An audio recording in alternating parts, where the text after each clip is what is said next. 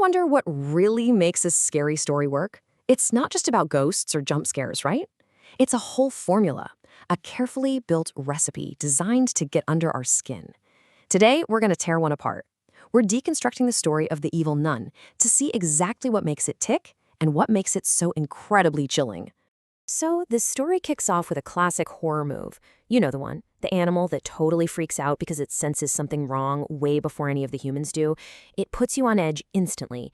It's this brilliant psychological trick, playing on that deep down feeling that animals just know things. We have no idea what's in that church, but that dog is telling us we should be very, very afraid. And then, what happens to the dog? We don't know. The story just leaves that question hanging there, and honestly, that's way scarier than anything they could have shown us. It's that mystery, that sense of dread that's going to stick with us as we meet the people who are about to walk right into this mess. All right, time to meet our victims. Our protagonists. You know how it goes in every horror story. You need some unsuspecting folks to wander into the darkness, and in this case, we've got 3 college students just looking for a little excitement. Oh boy, are they about to find it? And this is the catalyst, the one little decision that kicks this whole nightmare off. Plain old boredom. It sounds so simple, right? Let's find some adventure. But it's such a classic setup because it works. That hunt for a quick thrill?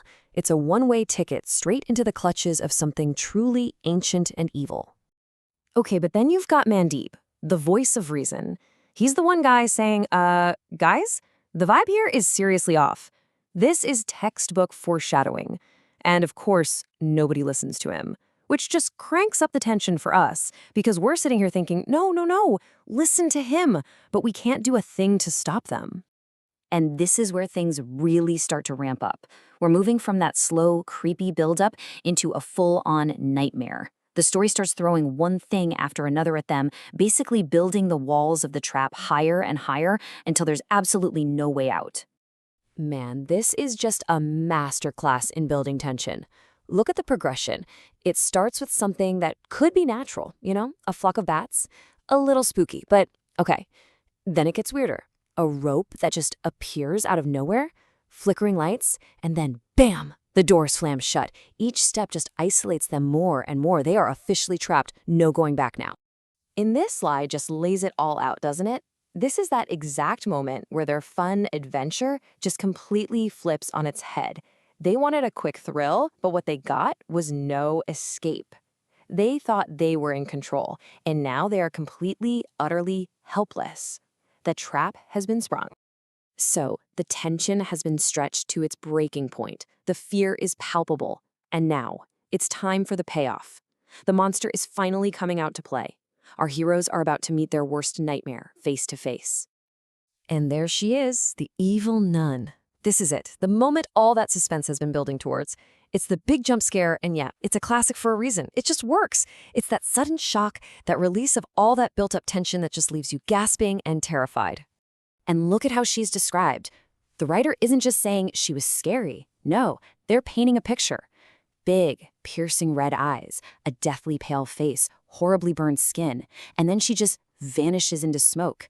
These details are designed to create this really vivid, really disturbing image in your head. That's the kind of monster that sticks with you. Just when you think it can't get any worse, this happens. One of them gets possessed. And that's a whole new level of terrifying, right? The evil isn't just some monster lurking in the corner anymore. Now it's inside, wearing your friend's face. How in the world do you fight that? And then comes the final nail in the coffin. A voice basically tells them, you are her prey now. You cannot escape. It confirms their absolute worst fear. This isn't random. They've been targeted. This is that moment where any last glimmer of hope just, poof, disappears. So, put yourself in their shoes for a second. The door's locked. Your friend is possessed, and this thing is hunting you. There is literally no way out. It's the ultimate nightmare scenario, and it leaves us with this massive question. How could they possibly survive this? But just when it feels completely hopeless, the story throws a curveball. It introduces a new element, faith. And this is the turning point. This is where our characters stop being victims and start fighting back. And they're not using guns or knives. Their weapon is something way, way more powerful. See, for Mandeep, his faith is tangible. It's not just an idea, it's something he can actually use. He has his Kara, the steel bracelet connecting him to God, and his Kirpan, the ceremonial dagger that symbolizes his duty to protect others. These are his weapons against the dark. And this is his battle cry.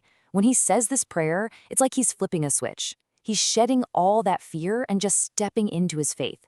This prayer is basically a declaration of war, a defiant stand against pure evil. He's not a victim anymore. He's a warrior. And the actual confrontation? It's fast and it's decisive. Mandeep doesn't even hesitate. He uses the Kara, he uses the Kirpan, and the nun just recoils. His friend is released, and then this divine light floods the church. It's not really a fight, it's more like a demonstration of the overwhelming power of good. And here's where the story does something really interesting. The nun's soul isn't just destroyed, it's set free, it's redeemed. The story is kind of suggesting that even the most twisted evil can find peace. It's a really powerful message about how faith has the power not just to defeat, but to heal. Okay, so the big fight is over, but we're not done yet. Any great horror story knows the real terror can come after the main event, in all the unanswered questions. And this story has one final, very chilling twist left for us. So the next morning, his friends, they remember nothing. The priest erases their memories, which, is meant to protect them, to save them from the trauma, but it's also taking something away from them, right? It's erasing the truth of what they went through. They're safe, sure, but now they're completely unaware. And this is where it gets really weird. The friends' memories are gone, the church itself has vanished, the priest even makes Mandeep forget, but the town still remembers. So you have this bizarre paradox where, for the people who were actually there, it didn't happen, but for everyone else it did. It's such a haunting way to end it. Which brings us to the final, creepy question. If a memory is erased, did it ever really happen at all? That's what the story leaves you chewing on. It's a question that messes with your whole idea of reality.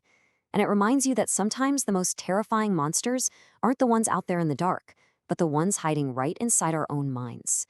Thanks for diving into this with me.